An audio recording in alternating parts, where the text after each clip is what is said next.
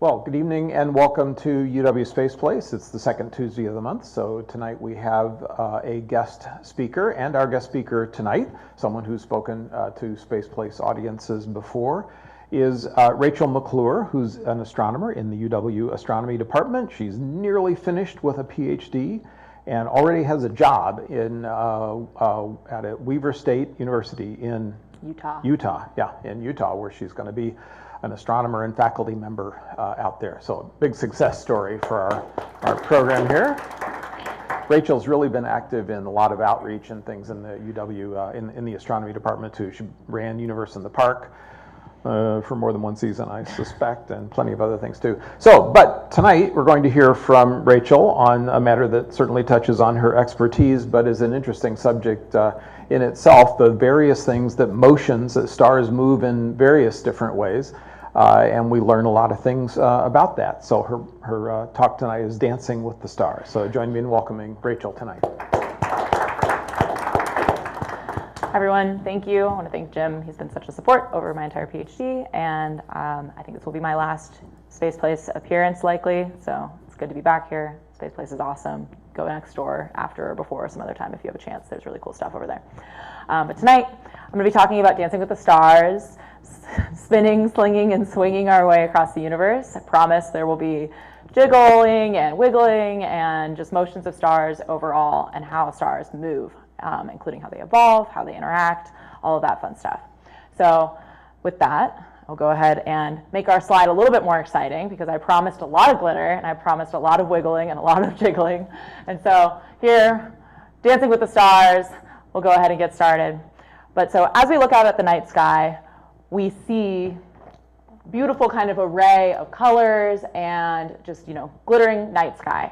And in this image here, which I stole from some photographer, Patrick Hempel, on Flickr, we can start to see that there's also some variations in colors. We can start to see that there's variations in their brightnesses. And by observing stars, we start to kind of learn about their intrinsic properties. We learn about the universe around us, about the solar system that we inhabit. And so I kind of like to think about backing up and thinking about our night sky, the stars that we look at, and what we can start to learn about them by observing them over time. The stars that we observe in our night sky, the stars that we see, are going to kind of have a distribution of properties that we can plot on this beautiful diagram here. We won't have a lot of diagrams like this in the talk, but just to kind of give us some context, I do think it's helpful to summarize the properties of stars that we use to describe how they are different from each other as we observe them. So we have their stellar temperature. So this is going to be how hot the surface of each star is. This ranges from like 3,000 Kelvin to like 30 to 50,000 Kelvin. So that's one kind of power of 10 of difference there. While the total energy output from the stellar surface, which is what we call the luminosity, has a much wider range of kind of values that we can observe. So we're going here from 10 to the minus 5 to 10 to the 6. So this is 10 powers of 10 of difference of the total energy output from the surface of stars. So stars are very diverse. And the way that we get different kinds of stars is that they start with different masses. And so generally we see that masses of stars range from being about less than 1/10 of the mass of our sun that we orbit to 100 times the mass of our sun. In our night sky, we can observe stars that kind of have all different variations of these temperatures, these luminosities, and this is because they start out with different amounts of mass. But so as we look up at the night sky, we see them, different colors, different brightnesses, and start to kind of study them. We do though have a star that's much closer by that we can study in much more detail, and that's the sun. So our sun that we orbit has many parts to it. Here I'm kind of highlighting the variation from what we describe as the core, where we have ongoing fusion, which I won't talk about much today, but it is definitely a very dynamical, exciting process. And then we have our radiative zone, where we have that energy working its way out to the surface of the star. We have our convective zone, where that energy transport is much quicker, much more efficient. And then at the very surface, we have what we call the photosphere. So I'm highlighting this right here. This is where the star basically becomes opaque. It's not a solid, and so there's a place where light starts to travel out without running into other light, and it becomes kind of what looks like a solid. But our sun itself is a plasma. It's kind of a ball of plasma. Outside of that, we will have our chromosphere and also our corona at the very far edges, which we'll talk about briefly. But so when we look at the photosphere of the sun, what we're seeing is just kind of the place where the light starts to travel out and stops running into other stuff. So we're able to actually see it as a surface. And when we observe that photospheric surface, we start to see our first kind of wiggle and jiggle of stars. This is an image of the sun's surface. I kind of tiled it over there, so you're not seeing something. If you're seeing a straight line, that's not physical. But what we're looking at here is an image of the sun's surface. We can see some spots that are darker. Those are areas that are just relatively cooler. But most of this image is covered in what we call the solar granulation.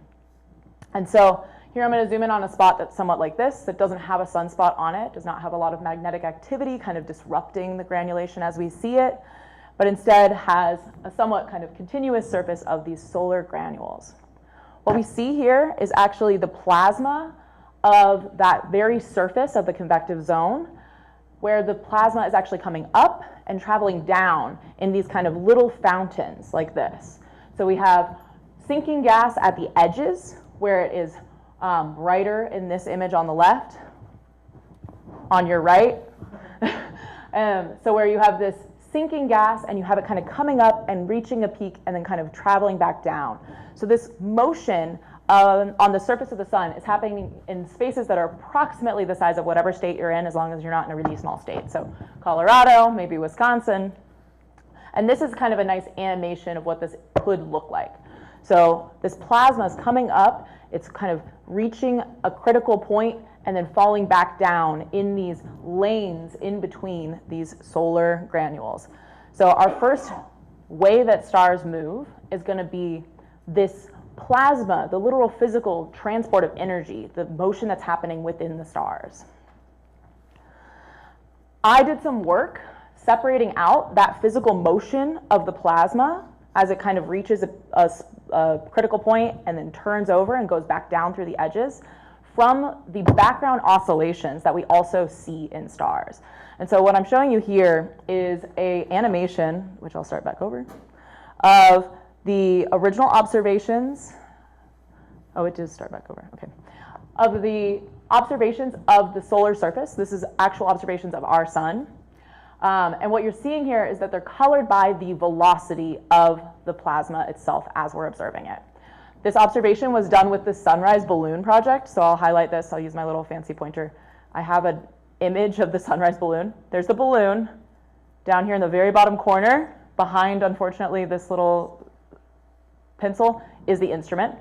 It was a balloon instrument that was looking at the sun for a couple days, and here's part of the observations that they did.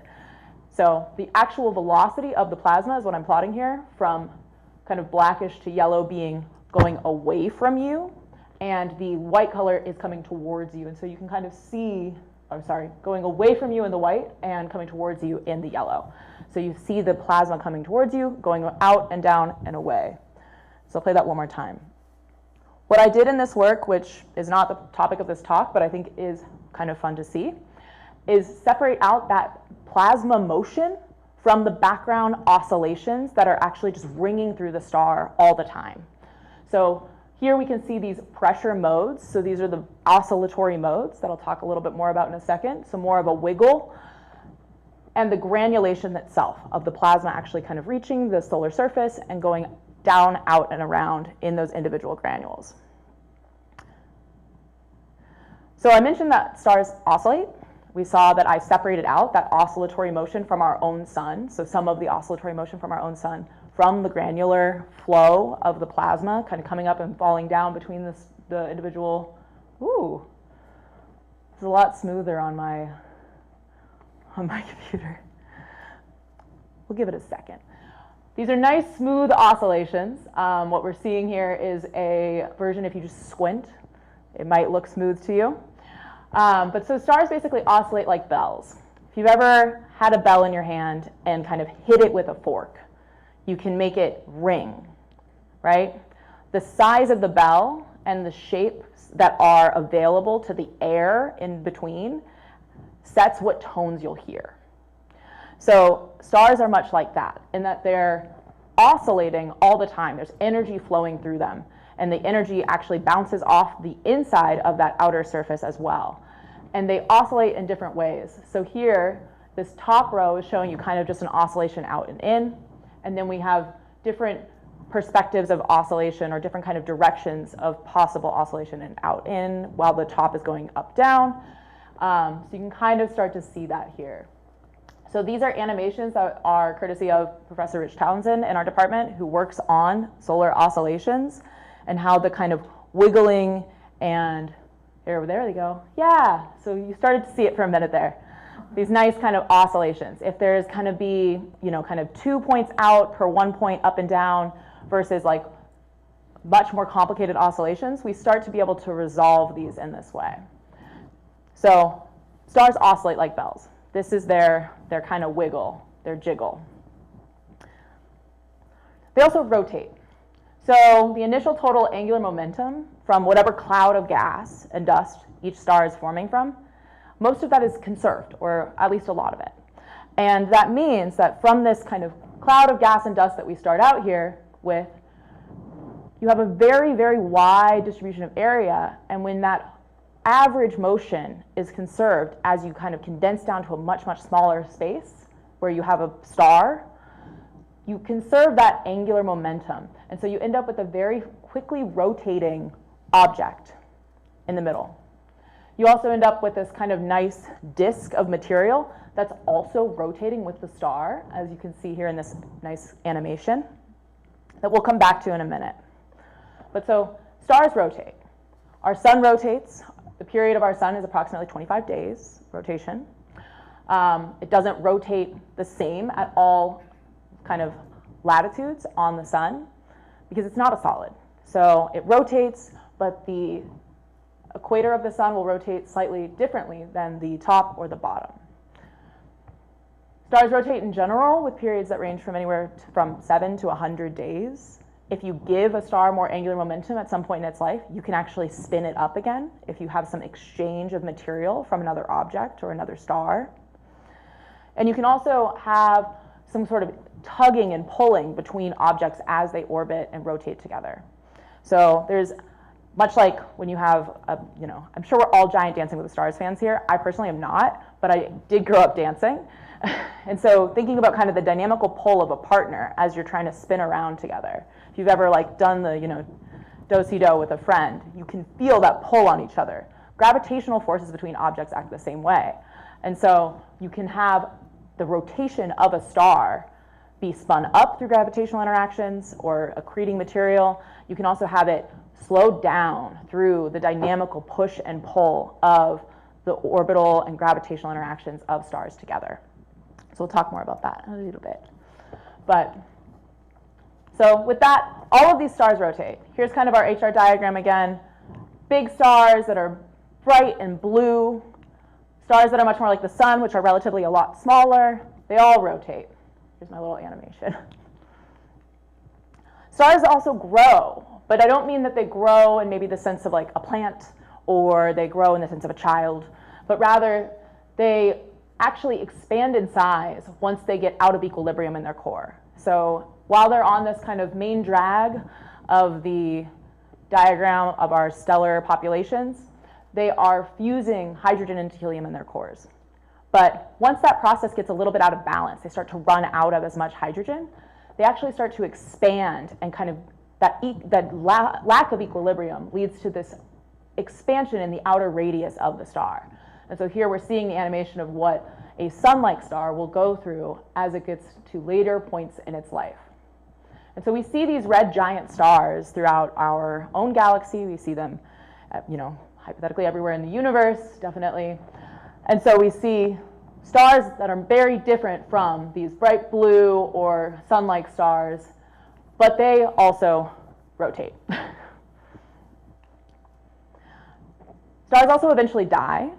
So after they go through that very big giant phase, we're still conserving a lot of angular momentum in all of these processes, except now all we leave behind is the core, at most really the core of whatever star was there. And so end of life stellar products, stellar remnants, are tightly packed. They're very dense. so neutron stars or white dwarfs. And they can spin, especially neutron stars, which are much smaller and much more dense, they can spin hundreds of times a second. So here I'm showing you an artist rendition of a pulsar, which is a type of neutron star where we actually are in the path of this kind of beam that spins around. And here I'm showing you a nice artist kind of rendition as well of a pulsar and an animation where you can see that there are these jets streaming off the pulsar itself. So this is much slower than most pulsars kind of orbit or rotate at. And so this spin is incredibly fast. And we can use these basically as kind of light posts throughout the universe, which is really amazing because their precision of their rotation is so finely tuned and so precise. But they do change slightly over time. So they start to spin a little bit slower. They start to dissipate some of that angular momentum through their jets. And so stars, even at the end of their lives, as they're neutron stars or white dwarfs, and they're still spinning, and they're spinning incredibly fast, the change in that spin rate also tells us about stellar evolution. So I mentioned that the stars are all rotating. They're all kind of spinning, kind of from that conservation of angular momentum from the initial big gas cloud that they started with. They also have a disk of debris that is left behind from that process that doesn't quite become a part of that central star. And so here what we're looking at is a nice animation of our debris disk that we are in as a planet. So they leave behind a disk of debris in the orbit. This includes planets and other orbiting matter. All of these dots are much larger than they are. This is not to scale in the sense of the size of the objects, but it is to scale in the sense of the distribution. And so what we can see here is the sun is at the center of this animation, and we see Mercury in its orbit, we see Venus, we see Earth, and we see Mars. And so in between all of these, bigger kind of relatively larger planets compared to this other debris, there's just still rocks and dust and stuff that's orbiting in the plane around our star.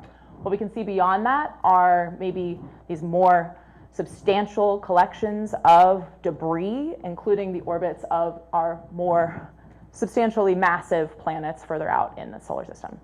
But what you'll notice is they're all in a disk. And so as our sun lives out its life, it is surrounded by a bunch of other stuff that's in orbit around it, but also gravitationally pulling on it. So it's many different partners in this dance kind of pulling on the star at the center as it goes on its life. So all objects gravitationally attract each other with equal and opposite force. And this gravitational pull balances against their orbital trajectories. So we are on our orbit on Earth, moving very quickly around the sun. But we're moving just quickly enough so that we fight against the pull of gravity that we experience as the Earth in the gravitational field of the sun. We move at the right velocity so that we are stable in our orbit around the sun. And this is true of the other objects that are also further out. They move at different speeds so that they are moving fast enough to counter that gravitational pull of the sun in the center of the solar system. So this gravitational pull balances against these orbital trajectories as all of these objects go on their orbits, on their merry way around the solar system. You'll also notice in this nice animation, the objects themselves are also spinning. So there's still some more conservation of momentum. So you've got your kind of spinning, your orbits, all of this amazing kind of cosmic dance, even on just the scale of one star in one system that happens to be our solar system. The sun, though, is moving a little bit because of all those gravitational pulls. It's not staying perfectly still at the center in many different ways. But if we're still just thinking about our solar system, we know that it's jiggling, we know that it's wiggling, we know it's got its plasma, but now we also can say that because the gravitational pull of all of these other objects in the solar system are also acting on the sun at all times, it too does a little orbit. So it's starting to feel the groove. It's going on a little jiggle, a little wiggle, a little orbit, maybe hula hooping, let's say. So the sun orbits the center of mass of our solar system. That point is within 10% of the sun's center, like physical center. So the sun doesn't move around something else like this. It's not doing a square dance. It just kind of hula hoops around the center of mass of the solar system, while a lot of other things orbit around it. But let's imagine our sun had a friend, a little buddy, maybe a big buddy. It then would orbit around a center of mass outside of itself. And so many stars are actually born with friends. And they get to dance a much more interesting kind of tango throughout their lives. In fact, more massive stars are much more likely to be born with a friend or many friends. And the gravitational kind of orbital interactions of those stars are very interesting. But we're going to think mostly about systems of two. So here I'm showing you a couple different animations of binary star systems. And then up here I'm actually showing you Castor, which is a binary star that we can see in our night sky, and we can actually resolve the two different bodies themselves. So this is just an animation. This is also just an animation. But I'm going to zoom us in to these observations. So what you see here is observations from April of 2000, February of 2002, October, February, March, December, January. And what you're seeing is the shift between this time, here, here. You're actually watching the stars orbit their shared center of mass. So we're seeing their kind of wonderful dance, their cosmic dance in real time. So just zooming in there again. If we can't see the stars orbit like that, we can also learn and kind of see that stars are in pairs or in binary systems through measuring the light of those stars and the patterns of light and how those patterns inherit some of the motion of the stars as they go on their orbit. So here what I'm showing you is, once again, a beautiful animation, but what we have at the bottom are spectral line patterns that we would see in any individual star. We might see kind of this nice yellow pair here, we call this a sodium doublet. In a nice main sequence star like our sun, we would see those patterns and we can observe them from Earth, and we do when we do spectroscopy, kind of like I'm showing up in the upper right corner, or if you've ever seen the Dark Side of the Moon album cover. We separate out the light waves, and we can actually start to see patterns in them that tell us about the chemical compositions, and those the composition of those stars kind of sets those individual lines in the patterns that we see. So the patterns shift from their innate wavelength. It's because the light is inheriting some of the motion of the emitting object. So light always moves at a constant speed, which means that when it's coming from a moving object and it's inheriting some of that motion, that actually shifts the wavelengths or the energy of the light rather than shifting the motion in any way. So light from stars has recognizable patterns from the chemical compositions, and here what I'm showing you is the light from one of the stars in this system and the light from the other star in the system as they shift opposite each other. Because when one star is moving towards you, the shift will be to bluer wavelengths, and when a star is moving away from you, the shift will be to redder wavelengths. So here we can kind of see that by looking at the light from a star or a system of stars, we can actually measure their tango, even if it's not just juxtaposed nicely for us to see them dancing along as we watch them over many years. As I mentioned before, though, stars don't live forever. They, in fact, die. And this dramatic process, as they go from being kind of a nice, beautiful star to a really big red star, in these systems where we have a companion, where we have a binary star together, this will be a very dramatic process and a very disruptive process to the dance that these two stars are on. So,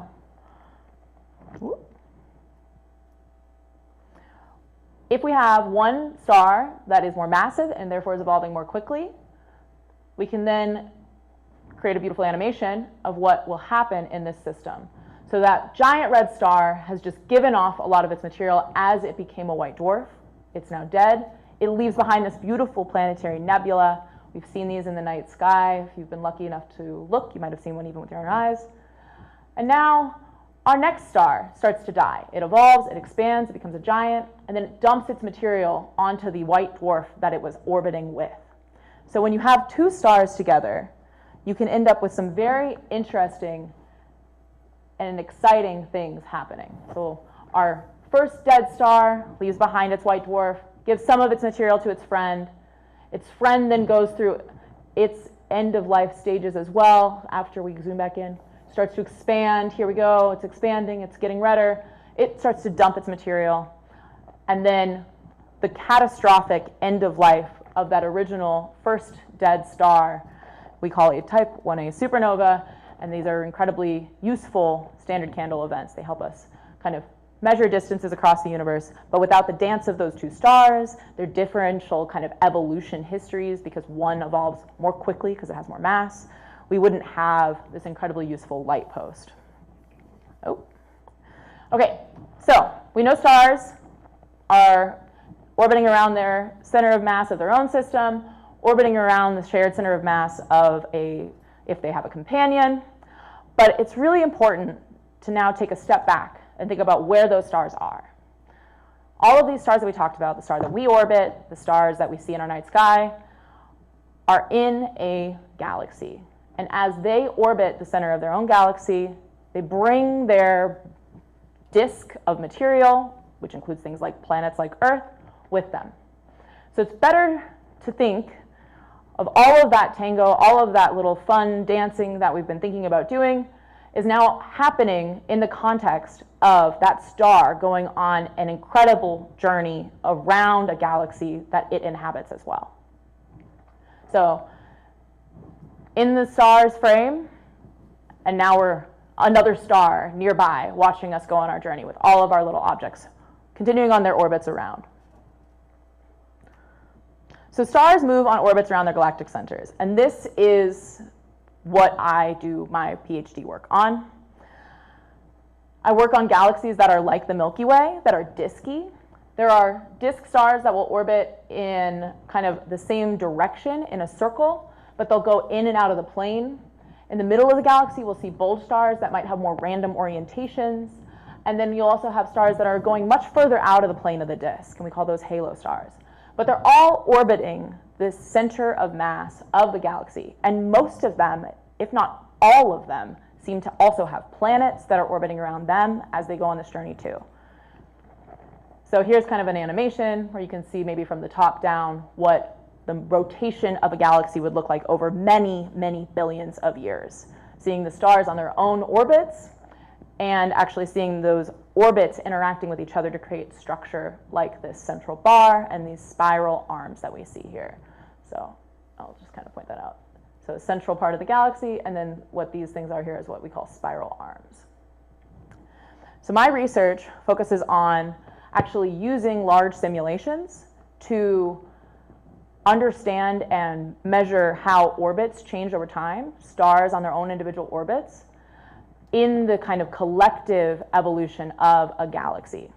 So here I'm showing you an individual star with a trail of its kind of previous location, so we can kind of see its orbital trajectory from the top down in the top of this, and then from the edge on here. And you'll start to see some structure evolve in that galaxy. So we start to see a bar, like we just saw, kind of elongated over, bright feature in the middle. And you'll start to maybe see some spiral type structures. But what I want you to kind of pay attention to here is this one random star is also just going on its own little journey. And what you're seeing is the collection of all of the orbits that are in this simulation, in this galaxy, going on orbits, that there are gravitational pulls between them to make it so you have more in some places and less in other places. So what this is a resonance. This is stellar orbits are kind of pulling on each other at regular intervals, and what we do is we call that a resonance feature. So I'm going to describe my orbits. They can be approximated as kind of the angular progression. This was supposed to be another movie, but I forgot to fix it. So the angular progression, so how it goes around the circle, and then how it kind of radially changes from that, and how it vertically changes from that. I guess I just didn't have it playing first. So you can see it's got a progression around the circle of the galaxy. Then there's also kind of changes from it not, how we would say it's not circular. So if it was perfectly circular, we would have no oscillations away from a circle pattern, but we don't see a perfect circle pattern here. So there's radial component, and then there's also vertical up and down as well. So kind of freezing the frame on a different orbit here, this would be the vertical change over time and the radial change over time for the orbit that we're seeing here from the side. So I study orbits as they are impacted by resonance structures like the collection of orbits that create a bar. So now if we use the fact that we see this stellar bar and we say, I can see that there's an overdensity that will form in the middle. I want to kind of fix that so it stays steady. So like before, we were in the solar system's frame. We're now going to be in the bar's frame. So the bar, we will stop from rotating on the right side of this and leave it so that it's rotating on the left side. And you'll start to see that this is the same particle on both the right and the left of this slide. You see that it's actually experiencing a gravitational tug on a regular basis as it overlaps with the bar, or as it gets to kind of a critical point next to the bar. So there it really received a tug from the bar. So the bar is just a collection of orbits, much like the orbit you're seeing here, but that cumulative collection of orbits tugs on all the other orbits too. And you get to start to see kind of sharp features, like we were seeing some triangles for a minute there, and now we're seeing this individual particle start to kind of participate in the bar on occasion here as well. So resonances can kind of be described, I'm going to try to describe them to you in a couple different ways, and then we'll go back to dancing and swinging, because that's what resonances are doing to orbits. But a resonance is a repeated kind of forcing at a regular interval that corresponds to the specific ideal points in a pattern of an object in motion. So who's ever been on a swing? If you've never been on a swing, I recommend it. It's much like dancing. It's a good time. But you're in a dance with the swing set yourself, right? So you're going to pump at the right time to continue your swinging motion. So on a swing, you pump at the right time to continue your swinging motion by giving yourself a little lift against the chain at the top. If you pump at the wrong time, if you don't work with your partner, which in this case is the swing set, you won't continue to kind of grow in your oscillation. So pumping at the wrong time damps your oscillatory motion, is the way we might describe this. It slows you down. We can also kind of think about springs. If anybody's ever played with a spring before, it kind of has some push against you. So in this case, we're going to consider these three identical springs. The black arrows here are the forcing mechanism. So you want to think of the black arrows as your swinging motion. You're providing a forcing at a regular interval with these black arrows as tracing that. Each of the springs has a natural frequency. Looking at this here, which spring do you think is having the best time? Pink, blue, or red? I agree with you. So this spring is experiencing a forcing near or at resonance. So the black line is the forcing in that diagram as well, and the colored line is the block's location. The other two are not. One is below resonance, and the spring kind of responds to each of the pushes like this. It's not really entering into a nice kind of dance together. And above resonance, it's not able to find a groove, right? It's kind of like whoop, whoop, whoop, whoop, whoop, whoop. I'll point out that the y-axis on each of these plots on the far right of your slide are different. So the red is contained in between these two little guys. So resonances are places where you get a regular kind of forcing interaction that actually alters the orbit. So we move into the strategic frame of the bar, and we can start to see kind of rosette patterns. So here the red would be the orbit, while the gold is the angular progression, and the deviation from that circular motion can be described by those radial oscillations, and we're not going to talk about vertical stuff here either. But so with that in mind, we can now kind of watch this again briefly and see how orbital features stand out when viewed within the bar frame. And you can start to see that there might be some patterns that repeat as you watch this individual orbit as it's kind of tugged on by the bar over time.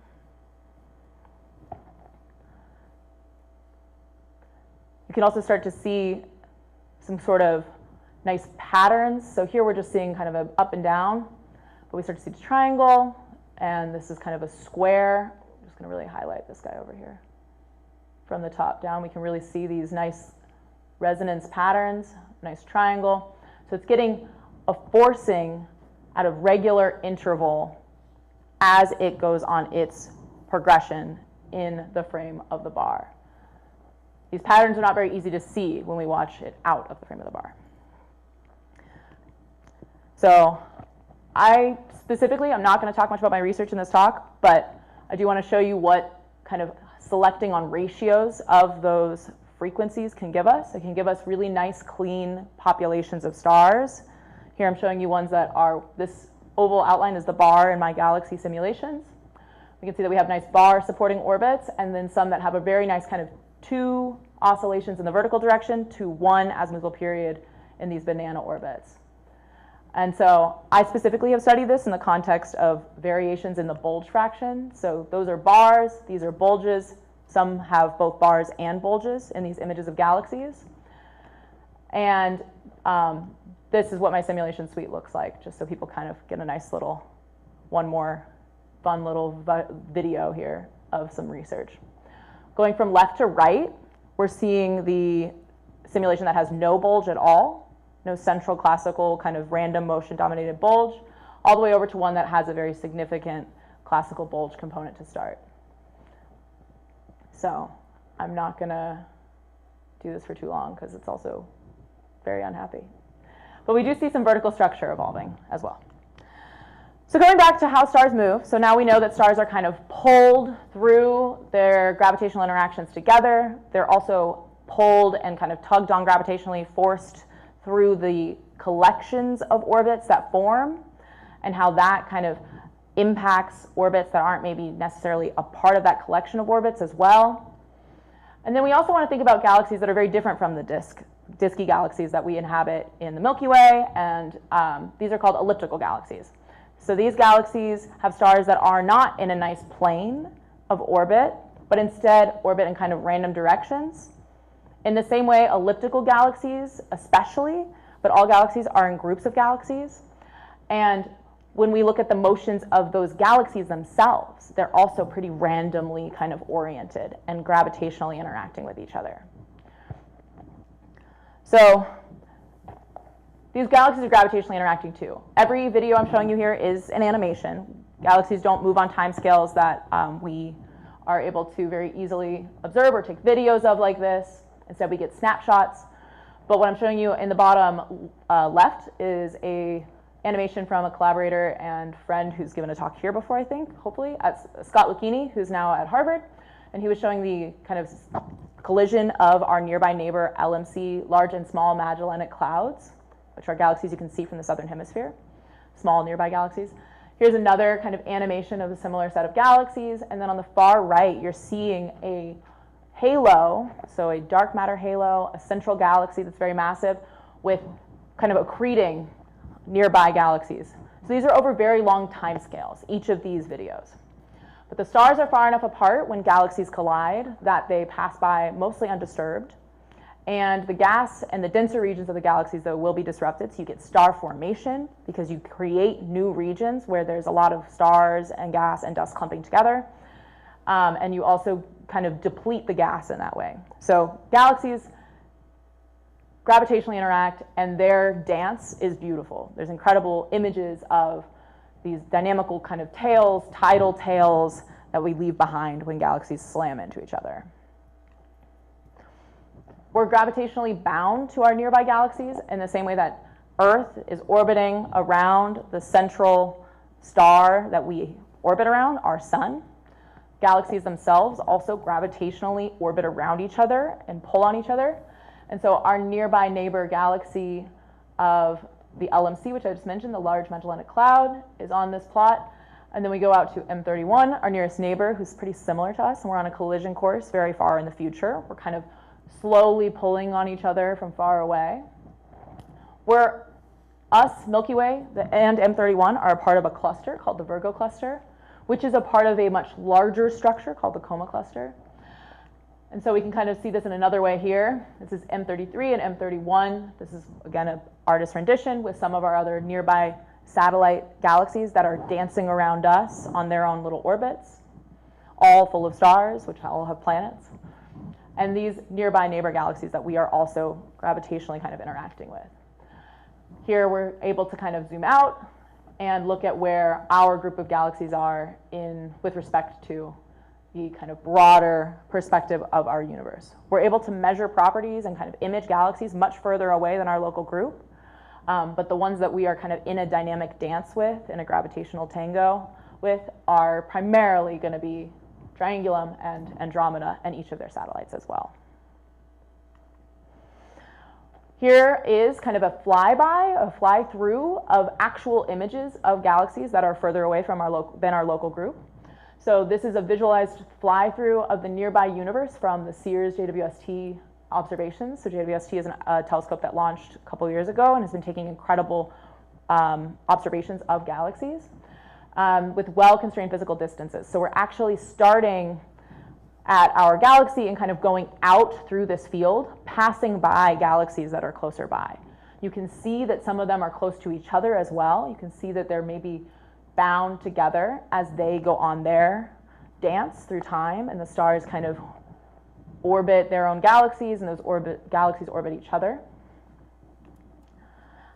And then kind of the last way I want to think about space and the dynamical dance is that the space between galaxy groups increases with the overall expansion of the universe.